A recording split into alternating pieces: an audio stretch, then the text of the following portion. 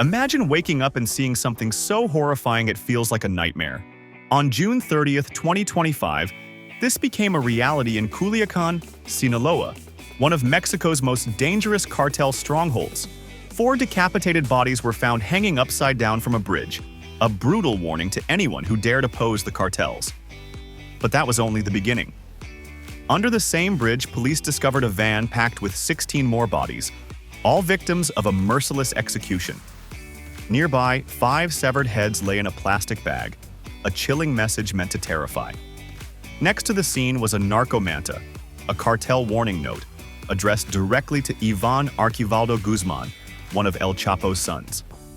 The message was clear. The battle for control of the Sinaloa Cartel had entered its deadliest stage. Can you imagine living in a city where fear dominates every street? How would you survive in a place where violence is public and ruthless?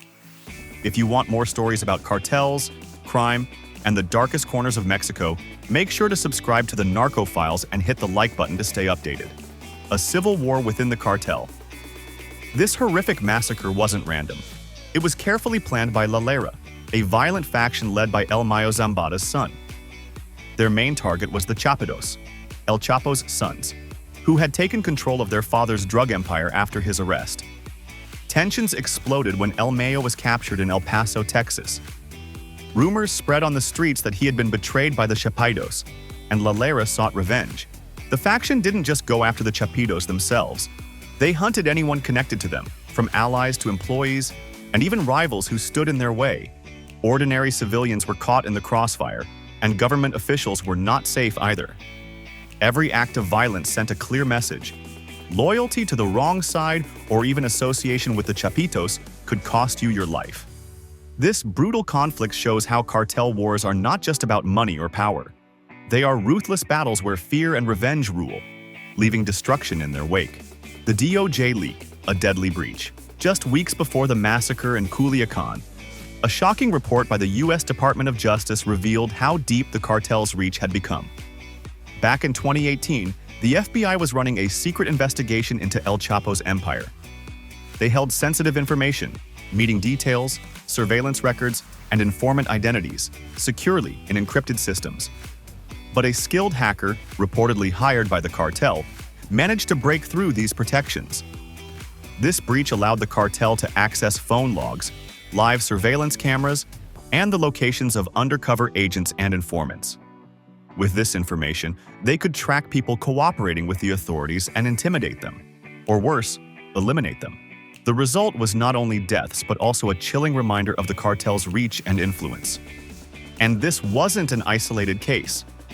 Earlier in 2025, Mexican President Claudia Sheinbaum admitted that her personal phones and emails had been hacked, likely by cartel operatives. These events showed just how organized and dangerous these criminal networks have become. They don't just traffic drugs, they infiltrate governments, spy on law enforcement, and make fear a tool of control. The kingpin strategy fails. The United States has long used what's called the kingpin strategy to fight cartels. The idea is simple: capture or kill the cartel leader, and the organization will collapse. When El Chapo was arrested, it seemed to work at first. But in reality, his removal created a dangerous power vacuum. Into that void stepped the Chapitos, El Chapo's sons, who didn't just take over. They built an even bloodier, more violent empire. A few years later, the U.S. captured El Mayo Zambada, another longtime leader. Instead of ending the cartel, his arrest intensified the chaos. The Sinaloa Cartel split into factions like La Lera, each fighting ruthlessly for control over territory and resources. This fragmentation made the cartel unpredictable and extremely dangerous. Rivalries escalated, and the methods became far more brutal. Every arrest or capture created opportunities for new leaders to rise, often even more violent than those who came before. In the world of cartels, removing one head only lets 2 more grow. The alliance of survival. By early 2025, Los Chapitos were facing a serious crisis. Their cash flow was running dry, many drug labs had been destroyed, and their gunmen were either dead in prison or switching sides. The organization was on the brink of collapse. In a desperate move, they turned to one of their former rivals, the CJNG, forming a shocking alliance. This union surprised many observers. Two of Mexico's deadliest cartels were now working together. For Los Chapitos, it wasn't about friendship or loyalty, it was about survival. The CJNG gained new territory and influence, while Los Chapitos secured the manpower and resources they desperately needed to stay alive in their internal war. The alliance came after coordinated attacks hit key Chapito strongholds in Rosario, Mazatlan, and Culiacan. Over 50 high-ranking members were arrested, and some leaders had already been sent to the U.S. The cartel's morale was low, and this partnership became their last lifeline to survive the chaos. A city trapped in fear. The people of Culiacan found themselves trapped in the middle of a deadly war between rival cartels. Every day felt like walking through a battlefield, where fear was constant and safety was rare. Streets that were once full of life and activity had turned quiet, as residents avoided going out whenever possible. The constant threat of violence left families traumatized and exhausted, living under the shadow of terror with little hope for relief. Interviews with locals revealed a community drained by decades of cartel wars. Many prayed for an end to the bloodshed, hoping for peace that seemed impossible. Some even wished for outside help, including from the United States, despite concerns about national sovereignty and the risks of foreign involvement. Their calls for assistance showed the deep desperation of people caught in a violent struggle they could neither control nor escape, forced to survive in a world dominated by ruthless criminal power. The limits of sovereignty.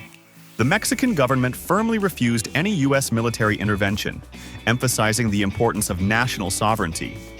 Even though President Trump offered special forces to help fight the cartels, Mexican leaders stood their ground, insisting that foreign troops could not operate on their soil. This left ordinary citizens with few options for protection, forced to depend on local police and authorities who were often outnumbered and outgunned by heavily armed cartel enforcers. At the same time, U.S. authorities continued their campaign to capture top cartel leaders. But each arrest seemed to make the situation worse rather than better. Removing a leader created a power vacuum, and rival factions rushed to take control. Violence didn't decrease. It escalated as groups fought ruthlessly to secure territory and resources. For the people living in these areas, the constant shifts in power meant living under perpetual threat, unsure who would emerge next or how much bloodshed would follow. It was a cycle of fear that seemed impossible to break. Lessons from the chaos. The 2025 Sinaloa conflict shows just how dangerous fragmented power can be and why traditional law enforcement sometimes struggles. Taking out one cartel leader doesn't destroy the organization. It often makes it more unstable. New leaders rise quickly, sometimes more violent than the ones before, and rival factions fight fiercely for control. This creates constant chaos and fear, especially for ordinary citizens caught in the middle. Desperate alliances between rival groups reveal how unpredictable cartel politics can be. Loyalty is rare, and survival drives every decision. Turf wars escalate into full-scale internal wars, leaving civilians trapped as unwilling pawns in a deadly game. The conflict also highlights the shocking reach of modern cartels. Hackers, leaks, and intimidation campaigns allow them to infiltrate government systems, surveillance networks, and even cross international borders. Today's organized crime isn't just violent, it's smart, ruthless, and deeply connected, showing how difficult it is to contain these criminal empires. The human cost. The human cost of these cartel wars is heartbreaking. Families live in constant fear, children grow up surrounded by violence, and entire communities carry deep trauma. The shocking images, bodies, decapitations, public warnings, show only part of the story. The emotional and psychological scars run far deeper, affecting generations who see these horrors firsthand. In Culiacan, residents face a daily life filled with danger and uncertainty. Streets that once felt safe now feel like battle zones, and showing loyalty to the wrong group can be deadly. With cartels controlling so much, normal life collapses, and trust becomes rare. People struggle to find hope when survival itself is a challenge. In this environment, fear and despair dominate, leaving communities trapped in a cycle of violence that seems impossible to break. What does the future hold? Even in 2025, the war in Sinaloa shows no signs of ending. The Chapitos, now joined by the CJNG, keep fighting La Lera and other rival groups. Greed, revenge, and the struggle for power keep fueling the violence, trapping the region in an endless cycle of bloodshed. Fighting these cartels is not simple. Police efforts, both local and international, face constant challenges.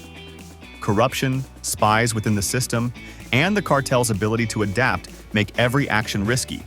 Each attempt to capture leaders or break up operations often backfires, creating new rivalries, new alliances, and even more brutal violence. For the people living there, life remains unpredictable and dangerous, with no clear end in sight. The power of these criminal networks shows how difficult it is to restore safety and order when fear rules every street. Reflection. The Sinaloa crisis shows just how powerful organized crime can be today. Cartels use technology, money, and extreme violence to stay in control, making law and order fragile.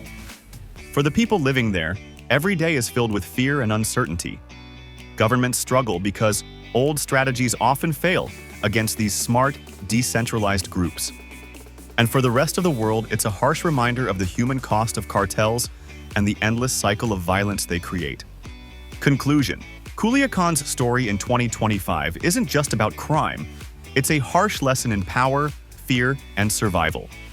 From public executions to hacked surveillance systems, these cartels will go to any length to stay in control. Alliances change, leaders fall, and chaos spreads. But ordinary people always pay the highest price. What do you think? Can law enforcement ever truly stop these cartels? Or will violence and fragmentation keep fueling the cycle?